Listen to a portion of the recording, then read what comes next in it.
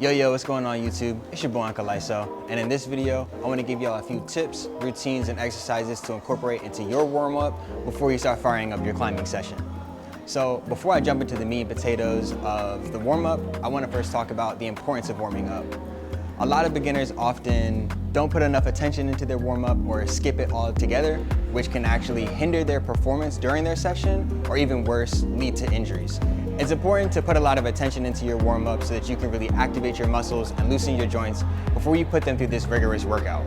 Now, everybody is different, so this isn't quite a one-size-fits-all warm-up routine, but I do think that it is incredibly important to make sure you warm up all parts of your body, from your fingers down to your toes, especially since climbing is a full-body workout.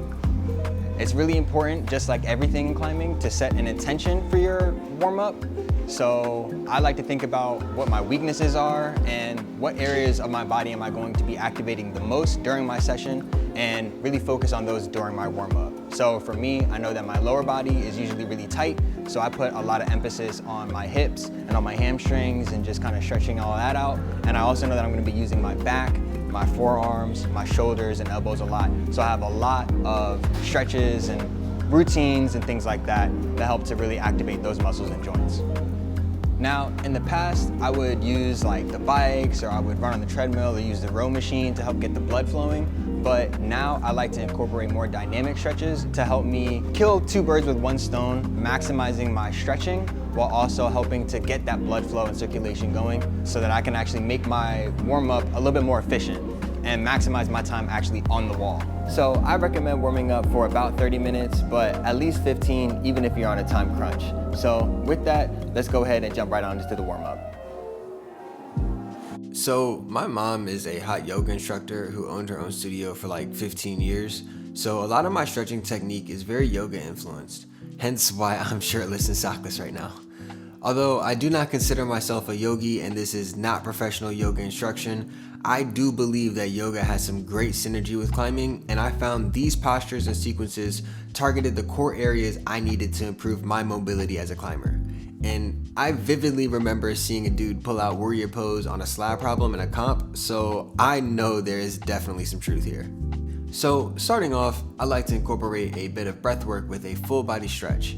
With my toes pointed forward about shoulder width apart, I inhale slowly through my nose as I raise my hands up and try to really stretch through my shoulders and lift up onto my toes as far as I can go. I do this 3 times, first with my arms raising up to the sides, then again 3 times raising through the front and into like this spirit bomb kind of position as I reach far back to get this nice upper back stretch. Try to also pace your breathing with your arms, reaching the deepest point of your inhale at the furthest point of your reach.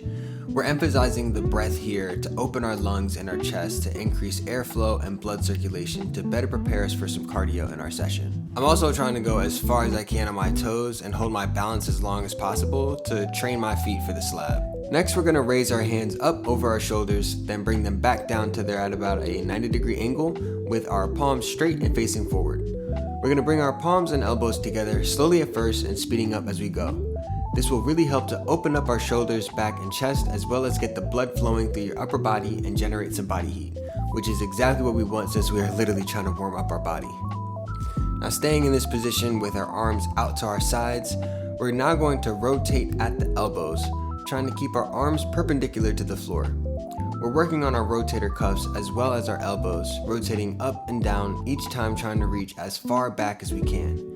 It's also important to note that we don't want to over-rotate or overextend and accidentally hurt ourselves, so never try to force anything and go at a comfortable pace. We're going to do both of these exercises for about 30 reps or 30 seconds, whichever you prefer, or really just as needed. Before we exit this position, with our hands up, we're going to push our elbows forward and our hands back, tilting our head back to try and push our chest towards the ceiling to really stretch out that upper back. Next, we're going to open up our necks with some stretches and rotations. Starting by grabbing your waist, bring your shoulders up, back, and down so that your chest is out. Then bring your ear to your shoulders as best as you can without raising your shoulders up to your ears. Similarly, we don't want to overextend here, and it's very often we can have all kinds of knots in our necks and shoulders that can make this stretch really hard, so definitely be careful. I almost always have a knot in my neck, so this is both one of the harder stretches as well as one of the most relieving. I do 20 reps, 10 on each side, then I look side to side, trying my best to look as far back as I can, only rotating at the neck. So not, all the way at my shoulders or lower spine. Next, I look up and down, and finally with some wide rotations, doing 5 cycles in both directions. I might not be doing all of the reps in this demonstration, but I just wanted to give you a visual example of each exercise and stretch. Now we're going to stretch out our spine with some half moon poses and back bends. So bring your elbows behind your head and grab it with your other hand. Hold this position for about 10 seconds, then slowly bend to the side. To really maximize this stretch, try to bend through your spine first before you start to bend at the hips by pushing your hips out to the side. Hold this bent position for about 10 seconds and repeat on the other side. Do at least 2 reps on both sides. We're next going to do a similar stretch, but this time with our arms straight up and extended, palms together, only interlocking at the thumbs. This time though, as we bend over the sides, rotate your torso towards the ceiling to add another stretch through your spine. Hold this for about 5 to 10 seconds on each side and do 2 reps. Now we're going to go backwards. First at the neck and trying to look as far back as we can. Then we're going to let our arms follow, which will naturally make our back bend, which will now stretch out our lower and middle spine and really help to open up our chest. You may feel some pressure in your sternum, and if you hear it crack, that's a good thing. Then we're gonna fold back over into a forward bend to relieve some of that pressure off of our back, trying to really rotate through the spine and push our back up towards the ceiling. Try to keep your legs straight, and if you can, touch your toes. If you have a bit more flexibility, try to grab the back of your calves and fit your elbows behind them to try to really pull your chest towards your knees. This will give you a really good hamstring stretch and some lower back relief. I try to hold this for about 30 seconds, especially because this pose provides a lot of relief after the beginning part of our warm-up and is now starting to activate the lower body, which is where we're about to be taking this warm-up next. So for these next few poses, it can be a little bit more advanced, so definitely take it easy and do the best you can. While the first section was more about blood flow and breath work, this next section is about balance, which we all know is crucial when working on slab. There's also a bit of strength training in this, as some of these postures are isometric and you're basically doing some pistol squats, but we'll get to that. Now, if you haven't quite developed the strength and balance for some of these postures, then you can skip ahead to the seated portion of this video and do longer sets or just add other exercises. But I do recommend at least trying these, because if you can't do them, it means you have some room for improvement and you'll know you've made progress if these postures become easier or at the very least doable. So we're going to stand on one leg, then grab the bottom of our foot, straightening our back and pulling our knee up to our chest. If you can't quite grab the bottom of your foot, just grab the knee. The next movement is a bit more advanced, but if you can manage, extend your foot out in front of you, trying to keep it as straight as possible. Try your best to hold all these positions for 10 seconds. Then we're going to immediately switch into a quad stretch by pulling that same foot behind us. Crank on the foot and really pull it up, which may pull your knee backwards a little bit. If you have the balance and strength, we're going to add an advanced variation to this, where we're going to then raise our opposite arm up, grabbing our foot from the inside and rotating at the hip so that our foot is up towards the ceiling and our hand is stretched out in front of us. Try to really kick your back foot up and really stretch out the front of your hips. Now we're going to stretch out the sides of our hips and knees by bringing our foot back to the front and holding it right up by your groin.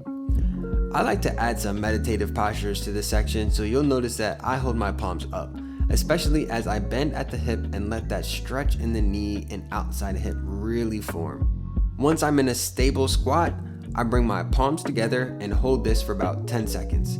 Then extend my arms out and hold for another 10 before slowly standing back up. Then I shake out my leg and repeat this on the other side. Bonus points if you're able to do this entire sequence without putting your foot down. It's pretty damn hard, and even I'm not able to do it each time. So definitely feel free to take a break in between each different section of this sequence.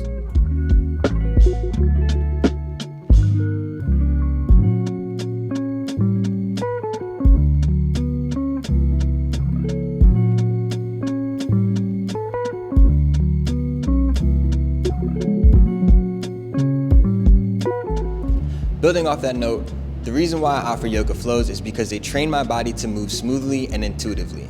And one of my aims as a climber is to move very smoothly and really flow through the routes. So I feel like if I warm up with an intention on flow, then it helps me flow on the wall. Now back to the warrior sequence. I start by taking a big lunge forward. I first try to simply rotate my back hip forward and get a nice stretch just standing in this position. Again, I'm holding all of these positions for about 10 seconds. Then I step forward and bend at the knee to further extend that stretch and hold this lunge position. Then I reach my hands in classic yogi fashion, look back and bend back into warrior one. Then I fold forward, trying to keep my legs straight as I bring my forehead to my knees and really stretch out my calves. Then I bend at the knee again, first keeping the pads of my toes down. Then I extend further forward, this time with my nails down. After I hold this, I go back to a normal lunge and drop my back knee to the ground. Then I pull my back leg up to get a nice quad stretch. Next, I go back into this lunge position, rotate my back foot out so that it's at 90 degrees, then drop my hand down and reach my opposite hand up to the sky, entering an extended warrior.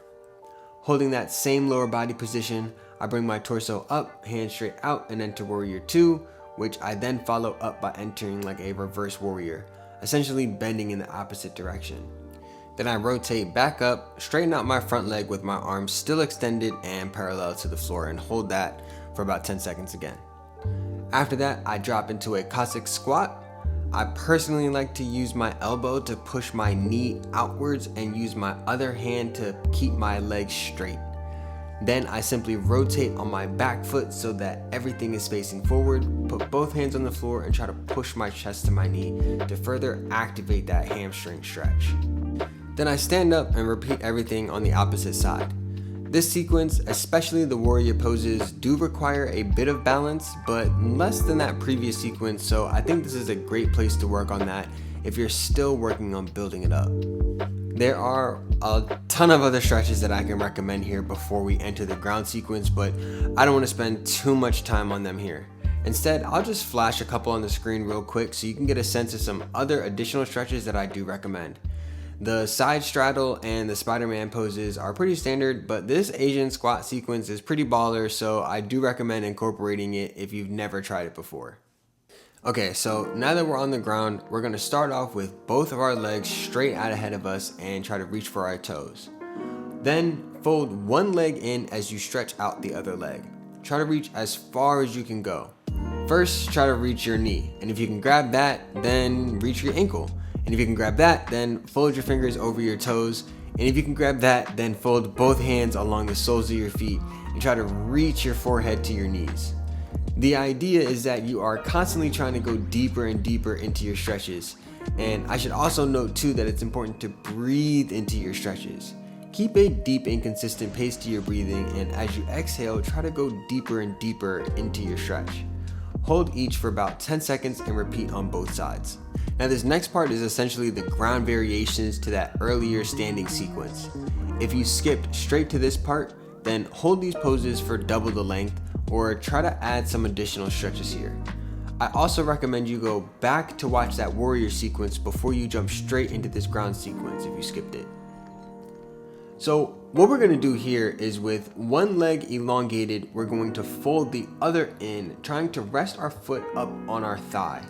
Hold this position, and if you can, bend the knee on your long leg and try to pull it up to your chest. Another variation that's slightly easier is if you do this actually on your back and try to pull your knee down to your chest. Then we're going to lengthen out our leg again, and we're going to grab our foot and knee and try to pull them up into our chest. This is going to further stretch out the sides of our hips. We're gonna hold this for about 10 seconds, then place our foot on the ground on the outside of your straight leg, then place your opposite arm on the inside of your bent leg and rotate at the spine, trying to look behind you as you stretch back. Complete this on both sides. Finally, we're gonna go into pigeon pose, which is one of my favorites, even though my pigeon is pretty weak. I have pretty horrible hip mobility, so my pigeon doesn't really go that deep, but this is definitely one of the best and most relieving poses in the warm-up for me. So start by elongating one leg behind you, then pull the other foot up, bending at the knee so that your foot is pointed towards your opposite leg. The goal is to have your bent leg perpendicular, but as you can see, I can't quite do that. So I just try to take my hand and try to pull it forward to help activate that stretch. I add some variations here as well, such as folding forwards and also bending my back knee up to get a good quad stretch again. You'll notice that some of the postures have some redundancies in them, and that's because I try to just really further extend some of these stretches as I progress throughout the warm-up and just add a bit more relief. At least for me, because my body is so tight all the time, my warm-up is largely centered around loosening my muscles and joints. And I often find that doing only one of these stretches really just isn't enough for me to feel that they're really loose and ready to go. So now that we're done with the yoga section of the warm-up, I'll add a few other routines before I jump into the session. As a beginner, I really didn't finger train at all, but now that I'm climbing harder and training more intentionally, I try to incorporate some fingerboards into my warm-up. I'm not going to deep dive into my finger training workout in this video, but check out the next one to see what I do for a pretty simple finger warm-up. Lastly, before I hop into my session, I do some on-the-wall warming up on some pretty easy grades, usually no more than a 3, and continue to do some stretching and really exaggerating my movements on the wall to prepare my body for those extreme positions on some harder climbs. A couple things I try to focus on here include moving smoothly, being intentional with my foot and hand placements, down climbing, and being silent. Climbing silently, I think, shows a lot of control in your form, and I may do some other videos diving deeper into some of these drills to accomplish these skills, but that's it for now. So thanks again for watching this video. Leave a like and a comment and subscribe if you want to see more content like this. And I hope that you found some routines that you can incorporate into your warm-up and especially get yourself a little bit more mobile. So yeah, I'll check you in the next one.